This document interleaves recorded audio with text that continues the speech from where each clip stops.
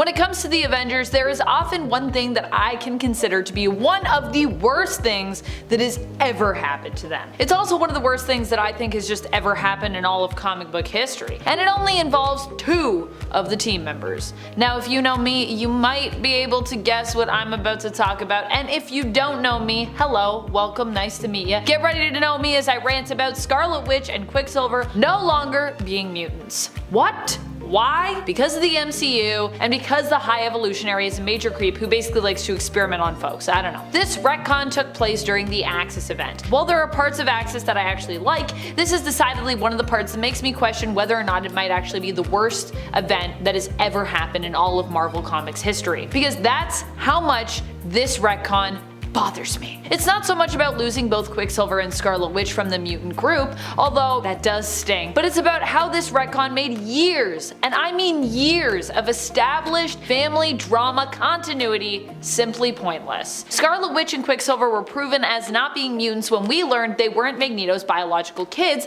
after Wanda attempted to basically put a blood curse on her brother and her father. While Pietro was affected by this, Magneto not so much. The good news is that during the Krakoan era, Magneto did firmly establish that he still thought of the twins, Wanda especially, as his children, even though of course they are no longer Magneto's kids by birth. It was established by Magneto that the twins would always be considered a part of the Maximoff tree. Super cute. A nice gesture, but I also still desperately want this retcon to be undone. Yeesh, this next one is probably one of the worst things I've ever seen. When I think about it from a psychological perspective, well actually I can't really fully do that because it just messes me up too much when I try. This one happens to be an Avenger in an alternate reality, by the way. Basically, during Marvel Zombies, most of the heroes and villains succumb to the zombie virus, but of course not all of them. One of the people that manages to survive for a good long while in this reality is T'Challa, aka Black Panther. In the main continuity, Black Panther has actually led the Avengers, fun fact. Unfortunately,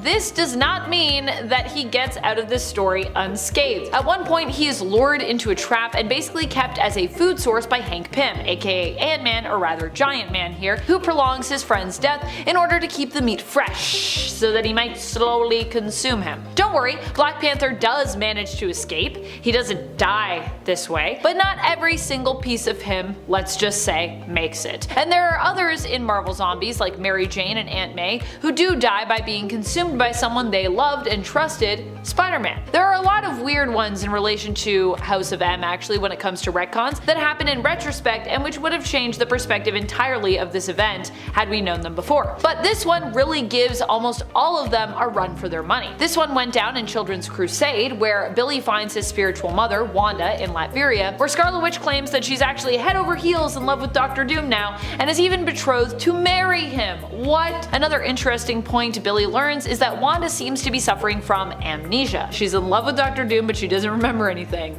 Interesting. Turns out this was all seemingly part of a plot of Doom's to steal Wanda's power. However, it's also implied that the two did really have feelings for each other here, despite Doom's claims that it was all a fervent sham, and that Wanda means nothing to him. In his anger, he even claims that she is so worthless that she wasn't even the true cause of House of M, and that it all actually happened due to his own machinations? Interesting. I generally write this one off as Doom just being frustrated at the result of his plan crumbling around him here, as we still have yet to see any proof of Victor's claim, but it is possible that this was meant to be taken literally and was a retcon that was intended to absolve Wanda of her guilt in regards to all of the mutants basically losing their powers during M-Day. But at the same time, it would also kind of make much of the event feel hollow and take away some agency from Wanda, since Wanda was pushed to her actions due to her own trauma at that time. And while I'm not condoning what she did in House of M, and as a result of House of M, it did therefore make sense for her character to lash out like she did. So I feel like if we get rid of that, if we get rid of her involvement, that event just doesn't make as much sense. This suit being inspired by the Miles Morales The End comic doesn't make it any better in my opinion. It works better in the comic in terms of what it represents, but on its own it isn't really cool enough to spark love for this look just deep within myself on style alone. The End comics are basically multiversal and hypothetical ending stories for our heroes if you've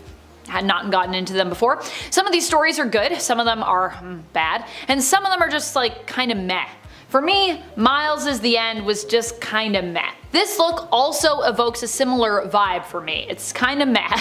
In the comic, at least we get to see an older Miles don the suit, but even then it's just a pretty basic look. Camo pants over Miles's black and red spider suit with black and red matching boots and a hooded leather jacket. I just wish there was a bit more to it, as it feels like a little too casual for my tastes, but I don't know, maybe when you get older you're like, time to get more casual in my superhero attire. Simply put, there are too many lines for me when it comes to this suit and its look. It's just a lot of a lot. We're talking here about the Secret War Spider-Man suit that appears in the Spider-Man 2 PlayStation game. Now I do like the colors, the blue and black anyways, but I'm not sure how I feel about those red lines though even, like, I don't know. One of the few suits from Miles where everyone else's issues with it is not my issue with it. When it comes to the evolved suit from Spider-Man 2 for PlayStation, a lot of people out there take issue with the branded Adidas sneakers. Now a lot of people were not happy with these, feeling that Miles' appearance and sweet kicks in the game were made to target a teenage audience, and that offended people.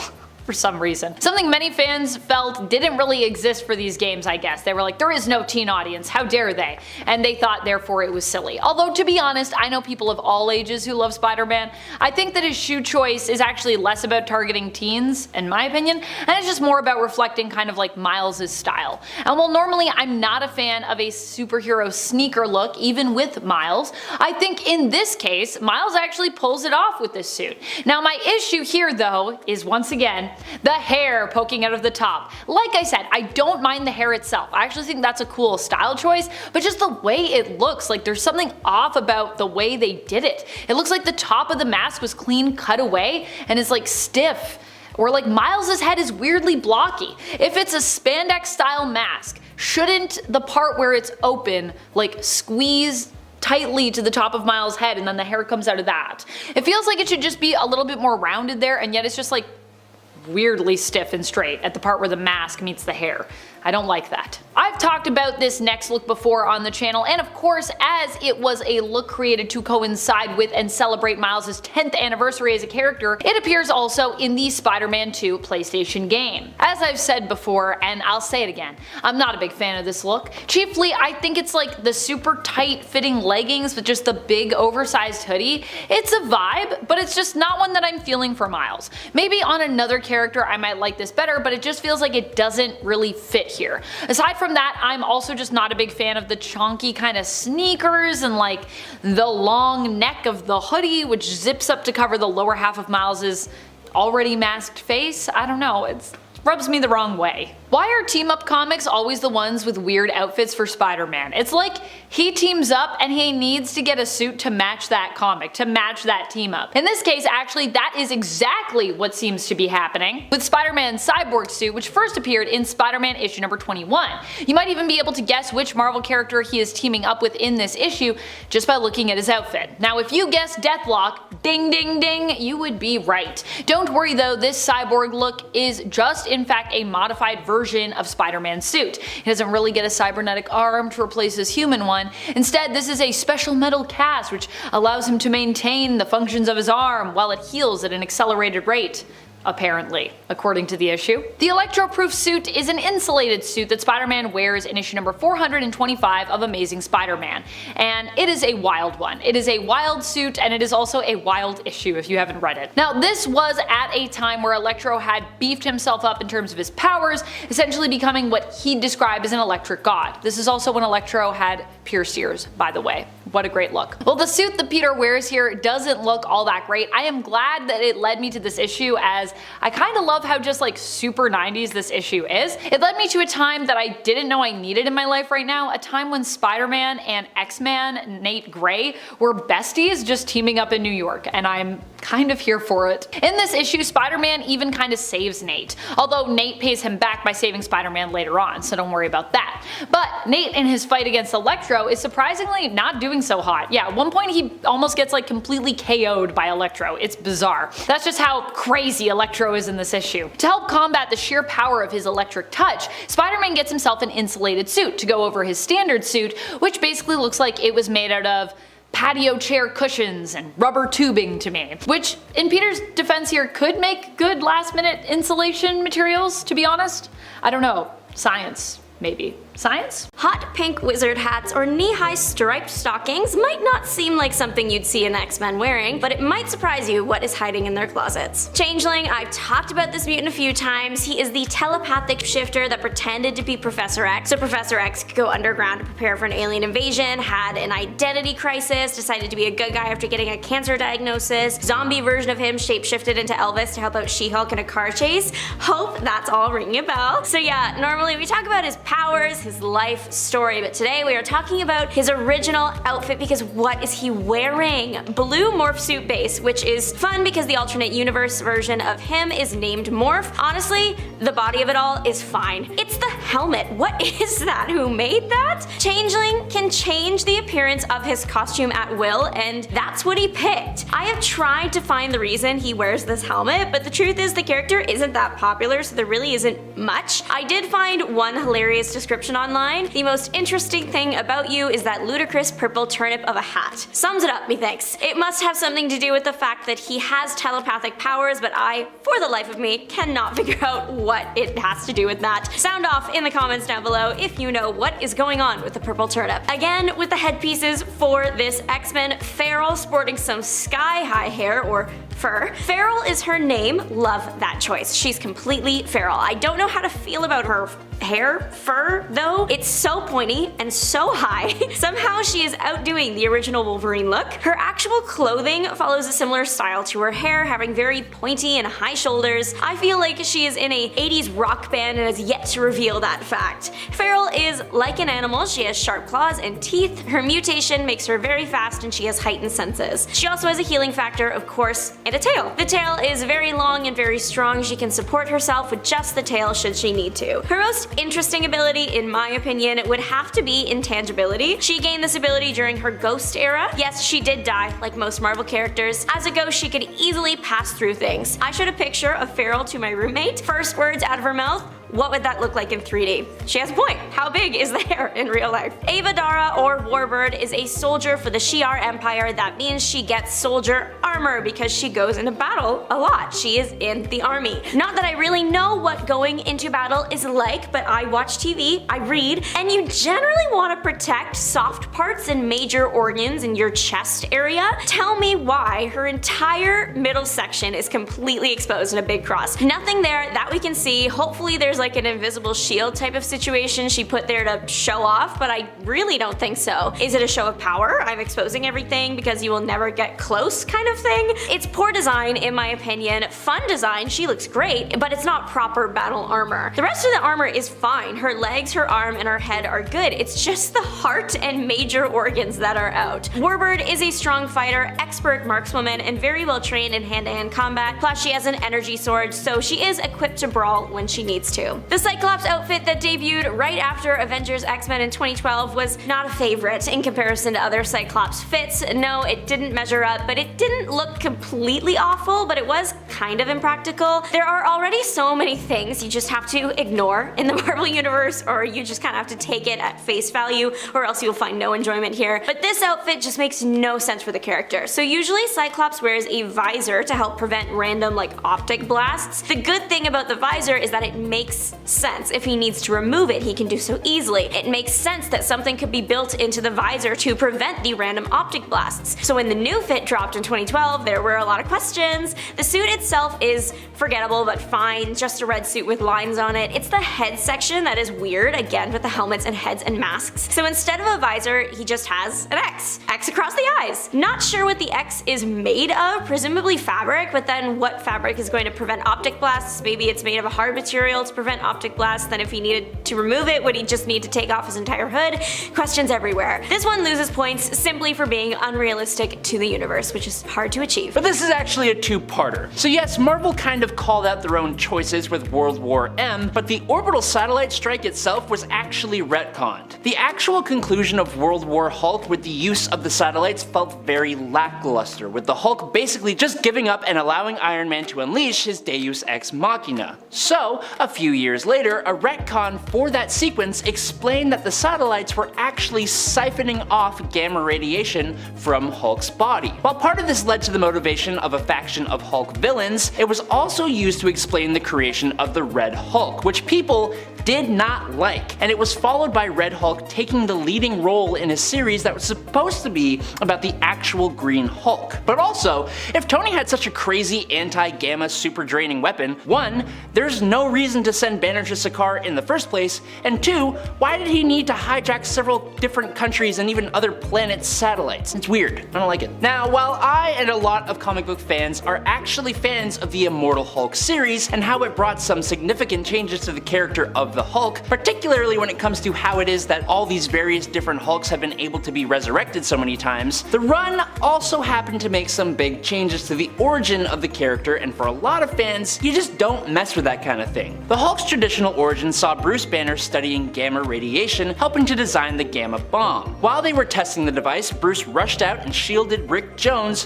who was in the blast radius, exposing Bruce to massive amounts of gamma radiation. It's very science fiction. Immortal Hulk takes that and also makes it supernatural. Now, gamma radiation has magical elements that weaken the barrier between our world and a hell-like plane that lies below all others called the Below Place, where the One Below All lives. The gamma then allows the One Below All to turn these gamma mutates into his avatars on Earth. Hulk is the greatest of them. Personally, I actually kinda like this one, but I understand why for a lot of longtime fans, they do not. But if we are talking about hated changes to the Hulk's origin, we can 100% look at Original Sin, one of Marvel's most obvious retconning events. In Original Sin, Uatu the Watcher was found deceased on the moon, and then in each subsequent issue, secrets held by the Watcher are revealed that altered various different characters' histories, and led one step closer to the answer to who did the slaying of the Watcher. I'll leave you to find out what the other secrets were, but one of the biggest and most hated was the revelation that Tony Stark was largely responsible for the creation of the Hulk. Essentially, Tony had altered the construction of the original gamma device. Thanks to Tony weakening the concentration of the device, when the accident took place, Banner ended up surviving his exposure to the intense amounts of gamma instead of being completely vaporized by it. Fans did not like this, and it kinda makes me wonder how that compiles with the whole Immortal Hulk thing. I don't know. Now, I've talked about Immortal Hulk a few times. It is honestly a bit of a masterpiece. While some people obviously have issues with it, it is widely regarded as absolutely amazing. So how do you follow up something like that? People didn't exactly have high hopes for what came next and how it would measure up. That is until Donny Cates was slated to write it, with Ryan Ottley illustrating. Then people were excited to see what came next. So imagine everyone's surprise when they immediately chose to ignore Immortal Hulk almost entirely. Hulk was advertised as literally immortal no more, and it completely set itself apart in tone. Immortal Hulk ended with Bruce finally getting rid of his father's influence, and their surviving Hulk personas uniting to inspire Bruce to turn over a new leaf. Hulk starts with Bruce and Hulk back at odds again, and in Hulk number 6, the Betty Ross in Bruce's mind is revealed as Brian Banner, who has somehow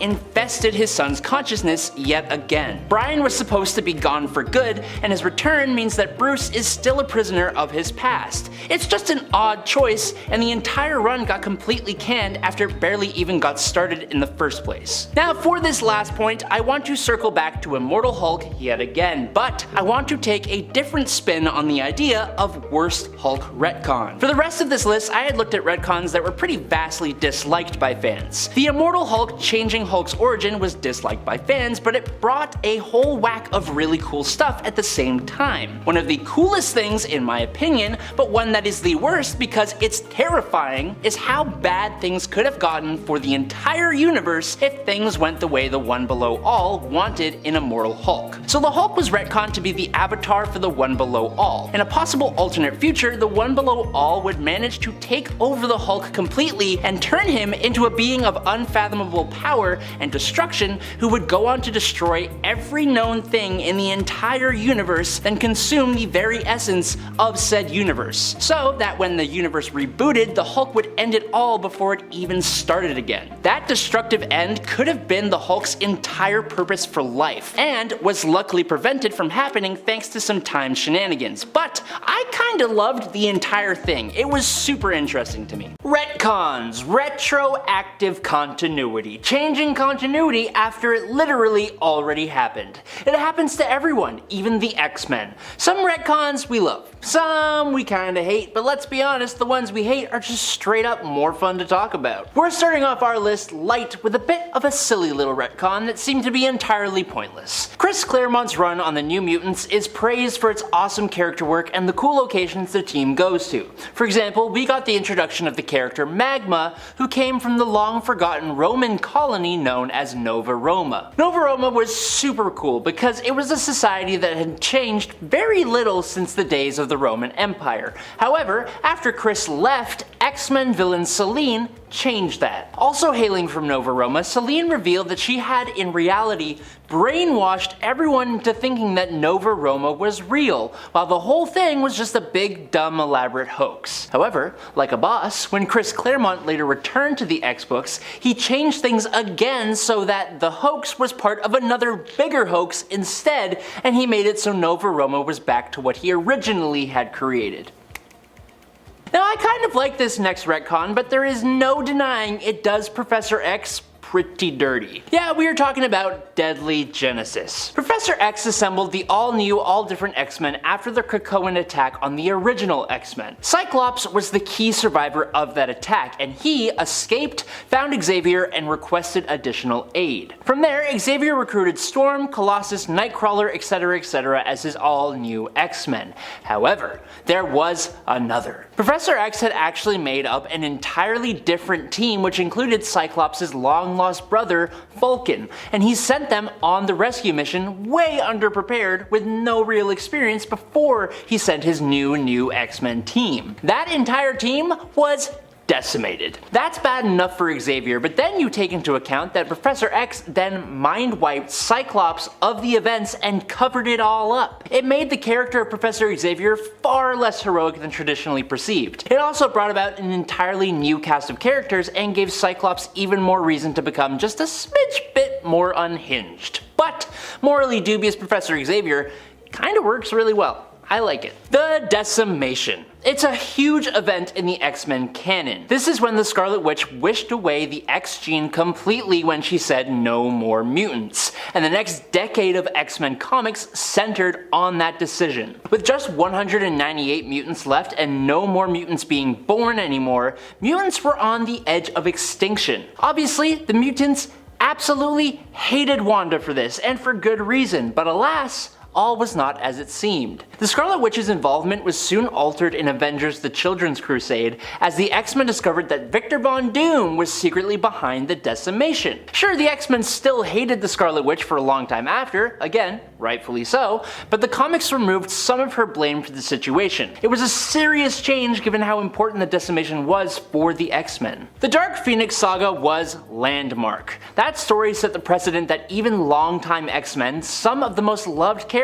weren't beyond being corrupted and turned into the bad guy. Not only that, but they could also cause problems for the entire galaxy and wipe out countless lives. We saw Jean Grey get overcome by the Phoenix Force's power, attack her friends, and destroy a world before sacrificing herself to save everyone. Yes, well, not really.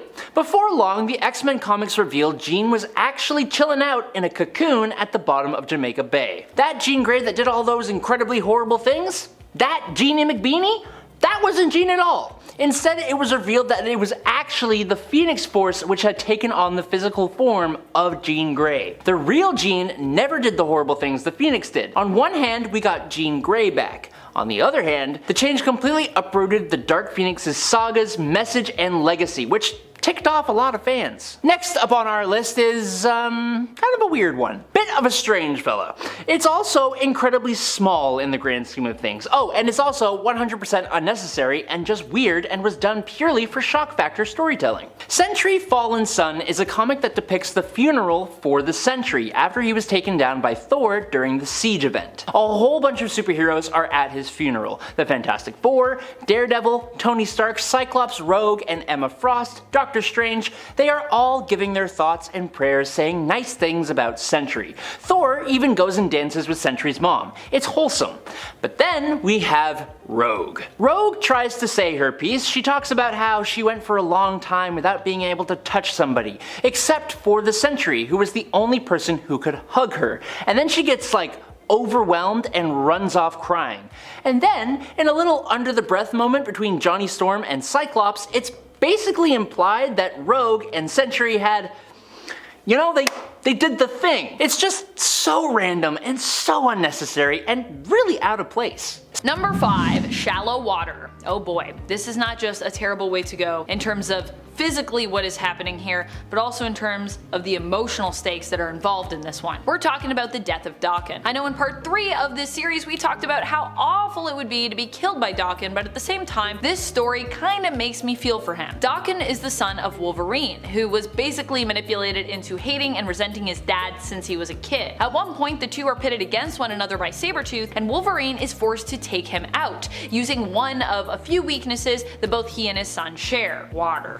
Ugh. Wolverine drowns Daken in a puddle as we get a vision, a dream, if you will, of what life could have been like were Daken actually raised by his biological parents, Logan and Itsu. This death wouldn't stick, and now we know Daken as the anti-hero Akahiro, his given name, but that doesn't make it any less tragic or awful. This was still a pretty terrible thing that happened. Number 4, Heartless. So admittedly, the way Magneto went was pretty epic, but at the same time sounds like it would be immensely painful and stressful were you to be in his shoes. Magneto ended up being perma-killed, or at least perma-killed for now, I guess we could say. Might be forever, but probably just for now. On Mars, aka planet Arakko, while helping to defend the planet and its Iraqi mutant population against Uranos. Or at least that was the beginning of his end, I should say. Uranos ripped out Magneto's heart and left him for dead, but through sheer will, Eric used his Master of Magnetism powers to keep his blood pumping through his body, and ended up continuing on. He even got in a rematch with Uranos with a shockingly fantastic assist from Storm. Oh, such a good moment. In the end, Uranos was defeated, but Magneto was left dead. I can't even imagine fighting Uranos on a good day, never mind doing it while heartless and maintaining my own life support. Also, if you missed when this happened, you want to go check out AXE Judgment Day, or Axe Judgment Day, which is also a pretty fun event, I will say. I enjoyed it. Number 3, Becoming Ultron. If you've been watching Top 10 Nerd and the content I make over here for a while, then you likely know that one of my biggest fears is possession.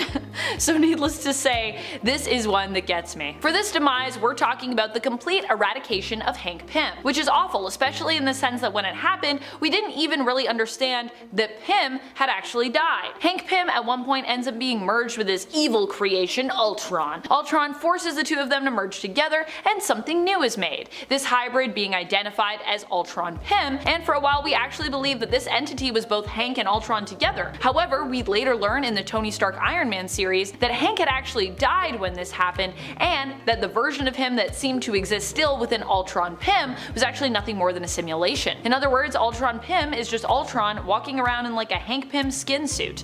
Which is horrifying to think about. Number 2, Cassandra Nova. Cassandra Nova is definitely someone you don't want to mess with if you're in the Marvel Universe. In fact, you probably just don't even want to meet her. You probably just want to stay far away from her. She's basically the evil twin of Professor X, who is known for being just as powerful as he is, if not more powerful sometimes, and definitely a lot more evil. She has taken people out in a variety of horrible different ways, but I think one of the worst was definitely Donald Trask's ending. I don't even know how to describe what happens to Donald Trask in issue number 115 of the new X-Men. Nova basically copies his DNA and then like phases her hands through him. Although I imagine this is happening psychically, or that it's meant to be what's implied here. But with Nova, I mean, you never really know. This could be psychically, or it could be physically, or it could be both. This could be some kind of telekinetic trick of hers where she literally does manage to put her hands physically through your head to kill you. I mean, Nova's a telepath, not really like a telekinetic, but I would believe if she was like, also I'm that too. I would believe that she just psionically is on a whole other level. Either way, ouch. What's worse is she was of course copying Trask's DNA so that she could gain the ability to control and command the Sentinel army. Ugh. Number 1. Dire Wraith. Big thanks to Canon Ranger for this suggestion. Goodness, are Dire Wraiths frightening. Touche. These creatures basically assimilate you, allowing them to adapt to your shape and even absorb your knowledge and memories that you've gained throughout your time living. They do this by piercing your skull with their barbed tongue and basically sucking all that knowledge and brain juice out of your noggin. In the process, you shrivel and pretty quickly die. Yikes. I don't know about you, but this is not a way that I would like to go. I feel like the idea of anyone sticking their tongue into my skull just... yeah, that sounds nasty in like the worst way possible. This also really plays on my fear of possession because after killing you, the Dire Wraith can then kind of like adopt your form and then use it to get close to your loved ones and, you know, possibly also kill them, which would terrify me in my last moments of life to think about that. Of course, when it comes to some of the worst things to have ever happened to the Avengers, or maybe Marvel in general, we have to look to the alternate reality and series known as Ruins. It doesn't get more gruesome and depressing than Ruins, friends. In Marvel Ruins, one of the worst things I've seen involves what happened to the Hulk here. In this reality, superpowers are depicted as being brutally realistic, so when Bruce Banner becomes irradiated, instead of turning into his, you know, giant muscular and vibrantly green alter ego, he just develops a bunch of green tumors that become so large that they crush him beneath their weight. Pretty terrible. Janet Van Dyne's death in the Ultimate Universe has to be one of the worst that I've ever seen. First of all, we don't even give her enough respect to show her death on panel, as she drowns during the tidal wave in Ultimatum, one of the many poor victims who dies off panel, despite deserving an on-panel death, I'd say. Especially considering Janet at this point was the leader of the Ultimates, but then it gets worse, she also gets eaten by the Blob for some reason. And yes, I know that this is the Ultimate reality, the original Ultimate reality of Earth 1610, and that this is the Ultimates, not the Avengers, so why are we talking about it? But I would say the Ultimates were basically this Earth's version of the 616 Avengers, and of course when it comes to the 616 Avengers, Janet Van Dyne, the Wasp, is someone who has been a horror member for a long time. True that Ultimates had its own Avengers team though, by name, but that team was more like, I would say, Earth 616's Thunderbolts team than anything else. It's also weird that they decided to make Blob eat Janet during Ultimatum. I know he's a bad guy, but he isn't typically known to be a cannibal anywhere, ever. Feels like some weird, extremely gross sizeism to me in a way. House of M is an amazing event, don't get me wrong, but if you had to live through it, I imagine it would be less great. I feel like emotionally and mentally it took a toll on a great many members of the Avengers team, and honestly the X-Men as well. Even just at the beginning of the event when the Avengers meet with the X-Men to decide what should be done about Scarlet Witch, who seems to be losing control over her powers. Not a fun place to be in, honestly. After all, Scarlet Witch is a friend and a team member of the Avengers herself, and now her fellow colleagues and friends found themselves gathered to decide her fate? So messed up. And speaking of Wanda, this can't have been an easy event for her either. The repercussions, the consequences of this event for Wanda are terrible. It's just awful what happens to her next. All she really wanted was a family, and yet it kind of feels like at every turn she has been abandoned in some way. No wonder she was struggling with her mental health at this time. Then of course there was the reality warp itself. Even just being Wolverine or Spider-Man during that time would have been honestly a trip. Spider-Man was given back Gwen and ended up as a celebrity and hero and business mogul and millionaire, and even had a son.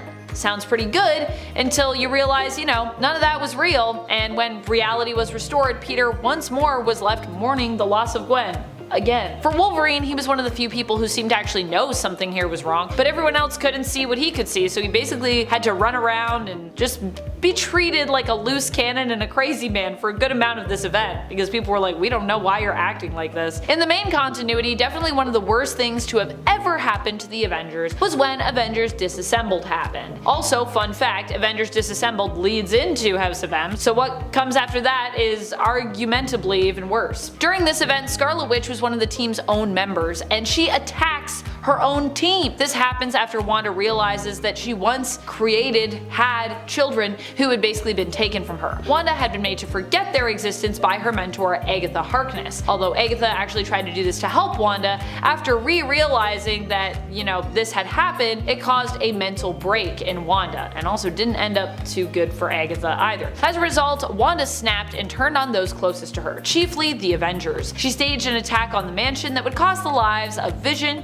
Ant-Man, Ant-Man and Hawkeye. It also put a few of the team's members in critical care for most of the event, and resulted in a few teammates choosing to actually resign and leave the Avengers for a time. Not all costumes can be winners, especially when they are competing with a classic like Spider-Man's red and blue or Spider-Man's black and red. But which are the worst? While Spider Armor MK1 might look a lot better today in its modern iteration, initially when it debuted in Web of Spider-Man issue number 100, it looked honestly pretty goofy. It's giving tinfoil vibes to me. Tinfoil armor, which might actually be what it's made out of, at least in part, as Spider-Man refers to it being made out of a material that is known as being pseudo-metallic, which sounds like it's not really made out of any true steel or like any other real metal. Pseudo means imitation, basically, something that's not genuine, and metallic just means resembling metal, so I'm not surprised this suit was initially shattered in its first incarnation. Rest in peace, pseudo-metallic aka tinfoil suit. Pretty sure it's tinfoil. Pretty sure. What is happening with some of these suits in Spider-Man 2? I really want to like the hair poking out here, and honestly I do love that Miles' hair is dyed red for this look, but at the same time, why does it look like the suit is just perfectly cut and molded still? Like, it looks like someone went in Photoshop, right? And they had the full mask, they had the full head. They literally removed the top of the mask, the top of his head. The lines are just too sharp, and the mask does not look like it is properly formed to his head. It literally looks like he's wearing Lego hair a little bit. But aside from the hair rant, which, let's be honest, that's most of my point here, and I'm gonna talk about it probably again, to be honest with you.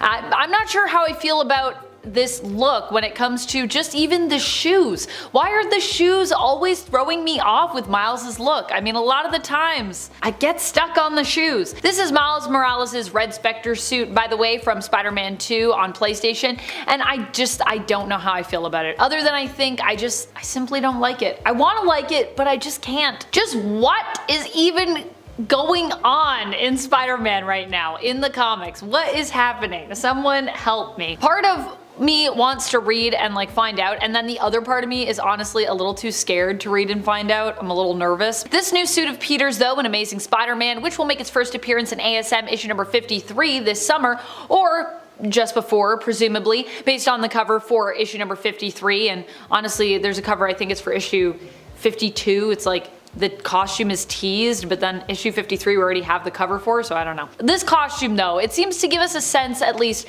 for some of the story behind it, and I'm not sure that I like it. The solicit for this issue also gives me more details that I'm not sure how I feel about. The solicit reads, Peter Parker is the Spider-Goblin. Peter Parker carries the weight of Norman Osborn's sins and takes to the skies as Spider-Goblin. How do I feel about this? How do you feel about this? Ugh, this one just feels kind of garish to me. Now, I understand what it's trying to do. I kind of respect what it's trying to do, but like the suit that we just touched upon, this one just feels a bit too showy for my taste, I'm gonna be real. We're talking here about Peter Parker's smoke and mirrors suit. This suit design is of course based off of the famous Spider-Man villain Mysterio's look, but what works for Mysterio doesn't necessarily work for our friendly neighborhood Spider-Man in terms of style, in my opinion. The glass smoky helmet really throws me off with this one too, as every time I look at it, it just makes me feel like super detached from the character. I keep forgetting that it's like an actual head. Keep being like, oh, why isn't Peter wearing it though? I mean, where is Spider-Man's face here also? Even with him being in it, how does he see? Style 1, in terms of color, being mainly white with sort of black and gold accents, just makes me straight up think of the White Ranger from Power Rangers. Now granted, I like Power Rangers, okay? But I don't need to be reminded of the Power Rangers when I'm playing a Spider-Man game. To me, that feels kind of weird. I will say the problems this suit has are kind of the opposite of the next one on our list though, which is gonna go in a bad way in a totally different direction. Number 10, Dark Beast. I think the worst thing about being killed by Dark Beast would be the fact that he would likely do everything in his power to actually, like, not kill you. which sounds counterintuitive to this list, but just go with me. He would just keep you alive while he subjects you to terrible biological experiments, which sounds pretty awful. Dark Beast is the alternate version of Hank McCoy of the X-Men who hails from Earth 295. Here, he is not a member of the X-Men, but one of Apocalypse's lead geneticists and allies. Earth 295 is basically an alternate reality where Apocalypse successfully conquered the Earth, spinning out of the Age of Apocalypse event and follow-up line. I would at least say that Age of Apocalypse kind of became a comic line afterwards because although the timeline kind of got fixed, it continued to go on. Dark Beast tends to focus more on experimenting on folks to improve them or simply to learn more about them. Also, improve them. According to Dark Beast, they're improvements. However, he isn't as morally sound as Earth 616 Hank is, which is why you wouldn't want to become his victim. Although right now, Beast of Earth 616, the main continuity, feels like he's kind of becoming more and more like his darker AOA counterpart. Honestly, being killed by Dark Beast would be terrible because it would likely be long, and drawn out, and in the end the dying would actually probably feel like a relief in comparison to everything else that you went through leading up to it. And friends, before I move on to my next spot on this list, if you love when we talk about some of the worst things to have happened in comics, you should check out our Worst Things That Happened playlist. We have one of those. Go check it out. Click the thing somewhere over here. Number 9. Statuified. While in her current series, the Scarlet Witch, Wanda Maximoff, has not been killing anyone, she has been coming in hot with pretty epic punishments for the malicious villains who have crossed her path. In issue number 1, she actually ends up dealing with Corruptor, who she does not kill but does severely punish by turning him into stone. And even if he does get to live as a statue in the town, that's not really living, is it? In fact, initially, the town the Corruptor had tormented wanted to completely destroy him by smashing him in his statue form to little pieces. However, Wanda is the voice of reason here who cautions them against acting on vengeful impulses. Wanda kind of being like, look, I've lived that life, I wouldn't recommend. Still, we don't know what happened here, so, I mean, he could be dead, because Wanda's like, look, it's up to you, I wouldn't do it, bye, so they could have done it afterwards. And if he was killed this way, what a way to go. Though I imagine it's more likely that we'll see him return later in the series after having somehow escaped his stone prison to seek revenge on Wanda for trapping him there, because, I mean, that's just how comics usually go. So I'd be surprised if it doesn't happen, but, you know, I could be wrong. Number 8. Impaled. Shout out to Eric Curse in the comments on our part 3 for this one.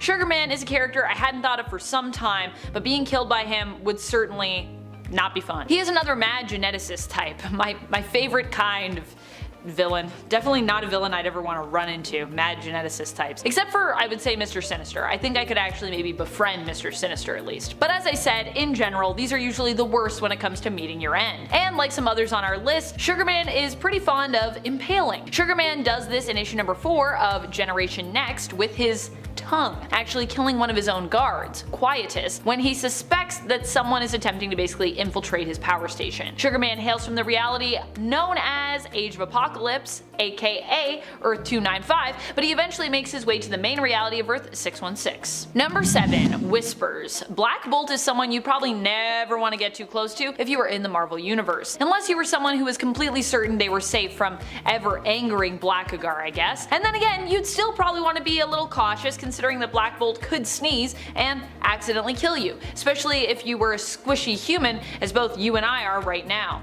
Or are we? Well, I'm assuming you're a human. If you're an alien or a mutant, leave an alien, or there's no mutant emojis, leave an X emoji in the comments so we can get a clear sense for how many off-world nerds and how many mutant nerds we have watching this video right now. Black Bolt has merely gone up to someone, whispered into their ear, and obliterated them in the past, and I gotta be honest, it doesn't sound like the most pleasant way to go. It doesn't sound like the most pleasant way to go. Haha! I didn't even realize I did that, but there it is. Pun accidental, but intended for sure. Number 6. Kissed goodbye and tossed into the sun. That was how The Void went in issue number 8 of the second volume of Sentry. The Void is basically the dark reflection of Robert Reynolds' Sentry. Sentry is a superhero from Marvel whose powers make him comparable to Superman in terms of the sheer strength he possesses. He is said to have the power of 1 million burning suns, but apparently it only took one sun to defeat the Void, at least this time around. The Void of course would return because he's kind of like always gonna come back in some way. Still, I think getting thrown into the sun after being kissed goodbye by your good alter ego is a pretty wild way to go. Also, would that not be terrible for you as the Sentry? We don't see it on panel, but like I kind of have to imagine it would feel a little bit like burning half of yourself away, as the Void is meant to represent the darker side and temptation of Bob's power. Sentry is both Sentry and the Void, so yeah. Also, what would that fight look like if you were just like watching it in space? Does it just look like the Sentry like fighting himself? Probably not. It's probably like an actual shadow entity, but it would be kind of funny if it was him fighting himself. Magneto has had a number of outfits over the year, and I have put this one in the middle because I can't decide if I hate it. In 2021, Marvel released a bunch of character designs for the Hellfire Gala. It was the Met Gala for mutants basically, so everyone is turning up in exaggerated versions of their usual outfits or something representing their powers. Some people hit it out of the park. Emma Frost, Colossus, Sunfire are some of my personal favorites. Magneto's is giving. We can't deny that he put his all into his outfit. He's like an Elton John steampunk Magneto. There are aspects I really like. His gold cane is his helmet, and the suit is fun. It has lots of intricate designs and a rose pinned to the collar. Most of my problem, my side eye, is directed at the top hat. I don't think I've seen someone wear a top hat well since like 1900 or a magician. Yeah, I just can't decide if he looks majestic or too over the top. Let me know what you think. Nightcrawler slays right now. He's got a good look going for him. His look in the 90s Excalibur era, not a fan favorite, and it's not hard to see why. Nightcrawler now is like this cool guy. Sure, can his red neck cape be drawn a little extreme? Yes, but he makes it look cool. Unfortunately, I can't say the same for his 90s choice of fashion. Lots of characters got bold redesigns in the 90s, some worked, some didn't.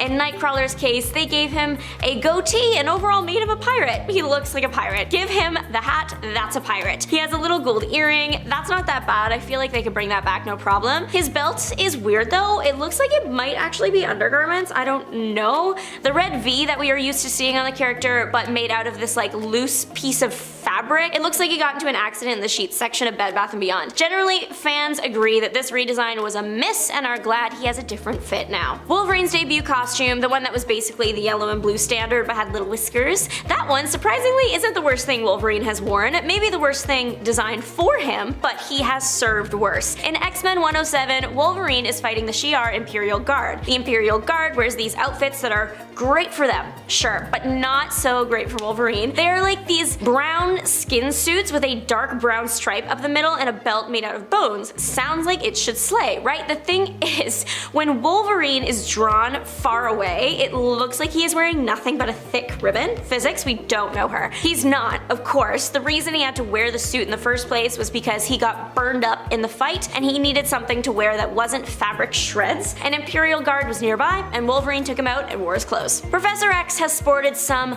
looks over the years. This one has got a touch of whimsy, a little bit of magic, and one man looking pretty in pink. Uncanny X-Men 153 gave us the gift of pink wizard Professor X. Unexpected turn for him, of course, but he didn't actually wear it. This issue of Uncanny X-Men featured the X-Men cleaning up after an attack, and Colossus's younger sister was scared to sleep because of the attack. So Kitty tells her a story to help her sleep. That story was Kitty's fairy tale. It featured Kitty and Colossus as pirates, Cyclops and Jean Grey as the prince and princess, Storm as the genie, Nightcrawler as a bamf, Wolverine as an unnamed meanie, and Professor X as the wizard. Professor X as the wizard was a moment. The comic was a little racially insensitive, but not the worst I've seen from Marvel, but also like not amazing. So Pink Professor is sitting on a magic carpet and he's got this hot pink robe covered in white stars and moons. He has a true wizard hat on his head with a little gem right in the middle and a very long mustache. Everyone across the board is sporting slightly goofy looks. This one was just the most shocking to me. So Rogue and the color green are best friends. She looks great in green, but once they made her green, like Shrek green, why? This was in Uncanny X-Men 190 and 191. This story was about that time that New York was transported back to the Middle Ages because a wizard couldn't get tickets to a Renaissance fair. I'm kidding. Kulan Gath is just weird. He made it so everyone in NYC acted like and believed they were in the Middle Ages and dressed like it was the Middle Ages, except Spider-Man. Not about him though. This is about what they did to Rogue. Redheads in green is a moment, you know, with the color wheel, backed science, and everything. So when Rogue wears green, she looks great. When she is green? I don't know. Shrek was not out when this comic was released, but Rogue is Shrek here. She doesn't look awful, but she's looked better. She also just wears a tunic and a long cape. She wasn't always green. In certain panels she has her regular skin tone, so I'm not sure what's going on. It's kind of funny because at the start of the comic there is a panel that showcases all the heroes affected by this spell. In it you can see Storm drawn like a goddess, flattering angles overall, and then Rogue is beside her looking so angry and square.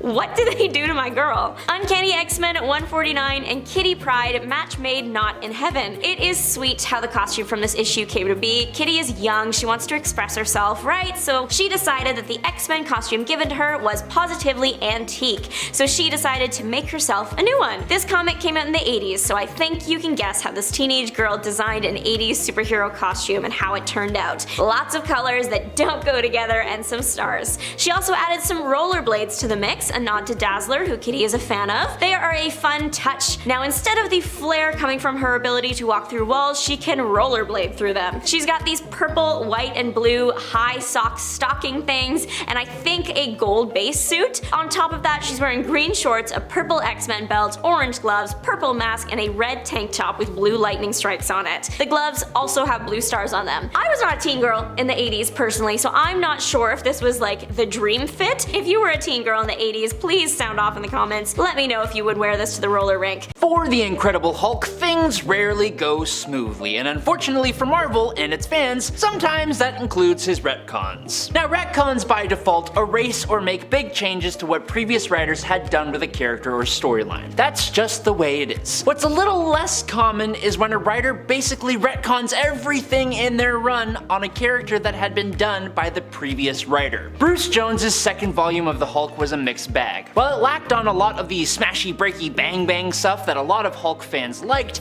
it did a lot of work for the psyche and character of Bruce Banner himself. I've seen it compared to the X-Files a little bit. It was controversial, but it was still cool. Well then, Peter David returned to the character for Tempus Fugit, or Tempus Fugi, and he made it so that Nightmare just popped up out of nowhere and revealed that a lot of the stuff in Volume 2 didn't actually happen at all, and it was actually the Hell Lord Nightmare just messing with Bruce's mind for literal years. Fans were pretty peeved about that one, and Tempus Fugi has been accepted as one of the worst Hulk stories in Marvel's catalog. But okay, I think it's important to note that Peter David is not a bad writer at all, especially for the Hulk. Peter David had an amazing 12-year run on Incredible Hulk, but it kind of ended in tragedy, specifically for the character of Betty Ross. In the ending of Incredible Hulk 456, after things had gotten better for Bruce and Betty, the two go to bed only for Bruce to wake up finding Betty covered in huge amounts of cellular damage thanks to radiation poisoning, seemingly from him. She then promptly passed away at 10:39 a.m. on May 9th, and it was kind of doubled down on in Peter David and George Perez's Future Imperfect story, where Betty's ashes are in the possession of the future Rick Jones. But then, the mess began. Peter David and Marvel didn't agree on where Betty's passing would lead for the Hulk, and so Peter was booted off of the Hulk. When Joe Casey came on, Betty's death is almost immediately retconned, with Betty placed in stasis, and the ashes we saw were revealed to be her uncle's instead. Years later, this would eventually lead to Betty being properly resurrected as Red She-Hulk, which is also something that left fans with mixed feelings. Having debuted in the second project in the MCU following Robert Downey Jr.'s Iron Man, the Hulk is the MCU's longest running hero, but at the same time his origin and emergence has not been talked about really at all, and didn't seem to matter to anyone in the MCU at all until rather recently. With She-Hulk getting her series, the purple freak Happy Hogan showing up in What If Season 2, hippie surfer dude Scar showing up, which don't even get me started, and possibly the World War Hulk movie coming, Marvel actually very subtly retconned the Hulk's MCU origins. According to Marvel Studios' The Marvel Cinematic Universe and Official Timeline book, Banner became the Hulk in the mid-2000s, with the character having been on the run for 5 years at the start of the Incredible Hulk movie, which slightly coincides with a scene from She-Hulk where Banner says he has been Hulk for 15 years, aka since 2010. Who am I kidding? No, the real hated retcon here is absolutely hippie surfer Yogi Scar, just being randomly shoehorned into She-Hulk Attorney at Law law. It was so dumb. No. Now retcons are pretty controversial for a few reasons. I think the main two reasons would be that 1, they are just handled really sloppily sometimes, but 2, comic book fans just don't really like change. But change is necessary in comics, especially as time goes on and characters require successors for the existence of our favorite characters to even make sense. Miles Morales is an example of a successor that people actually loved, until he just became a second Spider-Man, which fans still loved. But one successor fans did not love was Amadeus Cho. Now I have to be honest, I actually did like Cho as the totally awesome Hulk. It was fun, and that's enough for me personally, but fun isn't traditionally the Hulk's thing, and it also isn't really the Hulk's thing to pass on his persona to another person. The Hulk title isn't like Captain America's shield or a Spider-Man costume. The Hulk is an alter ego of Bruce Banner, a reflection of his trauma. Sure, the gamma radiation makes sense to be transferred to someone else, but you lose a significant amount of what makes the Hulk by giving it to someone else. So needless to say, Amadeus Cho's time as the totally awesome Hulk didn't really last. Now during the Planet Hulk storyline, Bruce Banner was tricked by his supposed friends, all members of the Illuminati, and was sent to the planet Sakaar, which he then liberated and conquered. Then he mistakenly believed that a device set by the Illuminati had laid low millions of his new people, including his pregnant wife. Hulk came back to Earth and laid waste to those that betrayed him, and brought down everything and everyone who stood against him. Nothing could stop him. He destroyed Iron Man's latest Hulkbuster, wrecked a Zom-empowered Doctor Strange, and had a super intense fight with the Sentry that he technically kind of won. In the end, Hulk was about to destroy the entire planet before Tony Stark called down a combined strike from orbital satellites that finally took down the Hulk. Then Marvel released Maestro World War M number 3 and basically had Dr. Doom point out that made no damn sense. Someone proposes to use the exact same kind of orbital satellite death ray to take out Maestro, who is an evil future version of the Hulk, and Doom just kind of scoffs and says it would literally just bounce off of him. Maybe this is more of Marvel poking fun at itself more than a retcon, but still. Speaking of random, unnecessary, out of place, and romance, following the untimely passing of Professor Charles Xavier at the hands of his own golden boy Cyclops, who was possessed by the Phoenix Force during the Avengers vs. X-Men event, Xavier's last will and testament are read out by Jennifer Walters' She-Hulk to a room full of mourning listeners. In Uncanny X-Men number 24, fittingly titled The Last Will and Testament of Charles Xavier, Jen reveals to the room of At Odds X-Men that at some point in Xavier's past, he not just loved, but actually married Raven Darkholme, better known as Mystique. As you can imagine, almost every single person in that room was shocked and confused. He then went on to tell them about the most powerful mutant any of them had ever seen, and they had to go deal with that. But Professor X married Mystique, so I guess that kind of makes him Nightcrawler's stepdaddy, which is weird. Speaking of which, it's common knowledge to most readers by now that Nightcrawler is the son of Mystique, something that was revealed and confirmed ages ago in 1994. To cut the story short, Mystique was posing as a German woman and became the wife of a very wealthy and regular human man. After giving birth to a very much not normal human mutant child in the form of Nightcrawler and exposing herself as a mutant during labor, she ran away, abandoning baby Nightcrawler. It was later revealed that Kurt's odd appearance wasn't just due to Mystique being another blue mutant, but was actually due to his real father, which by the way was not the human man. Kurt's biological father is actually Azazel, a member of an interdimensional group of ancient demon-like mutants. To maintain his presence on Earth, Azazel basically makes babies every few years. The children are then used as anchors to keep him aligned to our world. This retcon changed Nightcrawler's origin, sure, but it also gave him a ton of siblings, and it also, inexplicably, changed another X-Men as well, Angel. Angel was now a descendant of an equally ancient offshoot of mutants, but instead of having a demonic appearance, they possessed angelic qualities. Oh, so cool.